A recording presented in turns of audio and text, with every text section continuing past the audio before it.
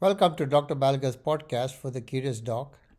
Today is May 15th, 2026. This video is in a JAMA article published 4 days ago on May 11th, 2026, titled Predictors of Long-Term Outcomes in Hypertrophic Cardiomyopathy, the NHLBI HCM Registry.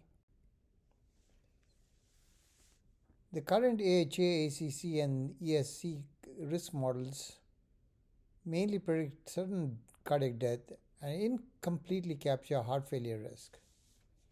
So these study investigators used the prospective NHLBI hypertrophic cardiomyopathy registry across 44 expert centers in North America and Europe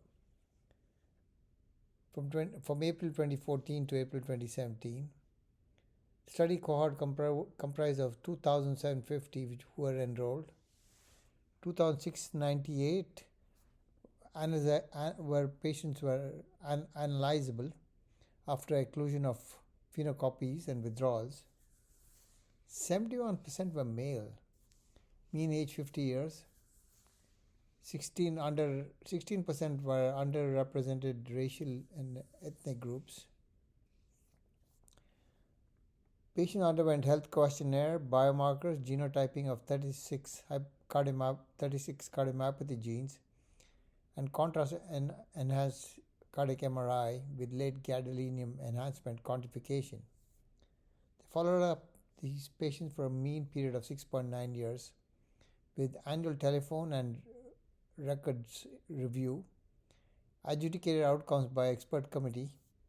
The primary endpoint was composite of hypertrophic cardiomyopathy related death, sustained ventricular arrhythmias requiring therapy, LVAD implantation, or heart transplant.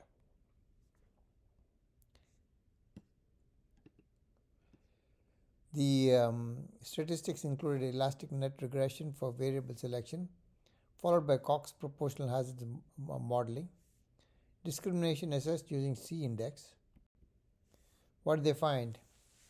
117 primary events and 104 patients, that's about 3.9%.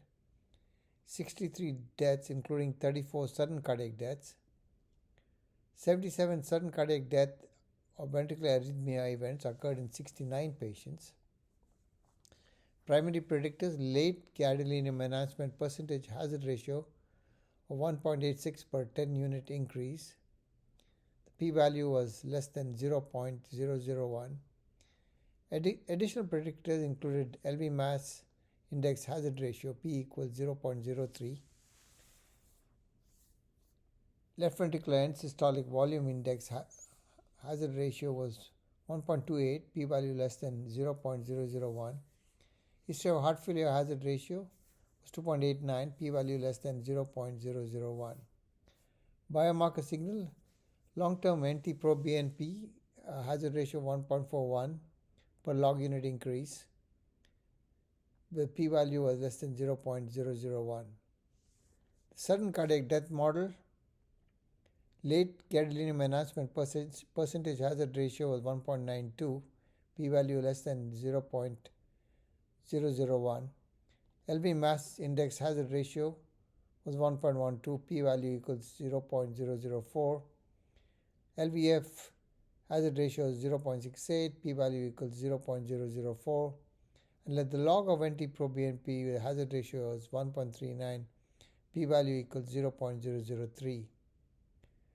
The model performance: excellent discrimination in C index of 0.77 for primary events and 0.76 for sudden cardiac death models. What were the limitations of the study? Predominantly male cohort, relatively low risk population due to exclusion of implantable cardioverter defibrillator patients, missing non-sustained VT data, incomplete T1 mapping, and lack of external validation.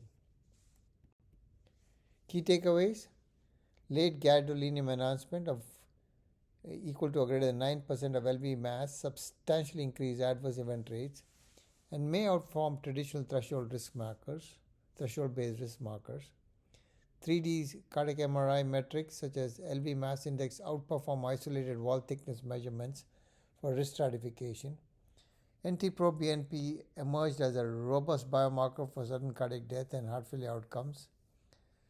Dense scar burden rather than extracellular volume or interstitial fibrosis was the dominant imaging marker associated with long-term risk. Traditional guideline variables include syncope, family history of sudden cardiac death, and maximal wall thickness were not independent predictors in this cohort. Combined cardiac MRI imaging with biomarkers substantially improved discrimination for adverse outcomes in hypertrophic cardiomyopathy. Key takeaway: prospective integration of imaging scar burden, ventricular remodeling, systolic function, and biomarkers may refine individualized hypertrophic cardiomyopathy management. This is an infographic of this paper. Hit pause and read at your leisure. Podcast brought to you by masterbedfacts.com. This podcast is for physicians and healthcare providers. If you enjoyed this video, please like, subscribe, and forward to your friends.